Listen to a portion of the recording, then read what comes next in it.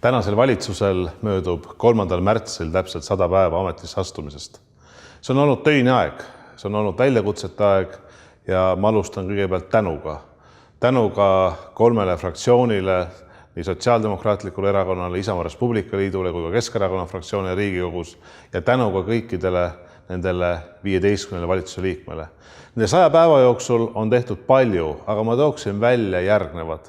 Kõigepealt üks kõige põhimõttelisem küsimus, mis on olnud see, et inimesed alates järgmise aasta 1. jaanuarist saavad hakata teenima rohkem. See on 60–65% Eesti elanikest igal kuus 64 eurot rohkem kätte. See on tänu sellele võimalik, et me tõstame tulumaksuvaba miinimumi 180 eurot 500 eurole. Teine asi, mis on sellele valitsuse jaoks oluline, on see, et elu ei ole ainult Tallinnas ja Tartus, vaid elu oleks üle kogu Eestimaa. See on haldusreformi läbiviimine, see tähendab tugevamaid omavalitsusi koos ülesannete ja rahastusega.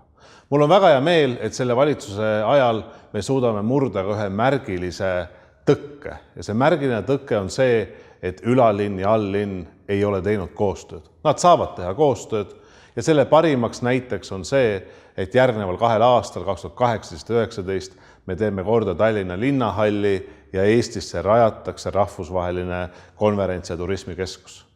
Me oleme kokku leppinud selle 100 päeva jooksul ka selle, et me muudame oma pensionireformi ja pensionisüsteemi, et ta oleks jätkusuutlik, et ta oleks paindlik, et inimesed saavad ise valida, millal nad soovivad pensionile minna. Ma tänan selle koostöö eest ja soovin palju jõudu.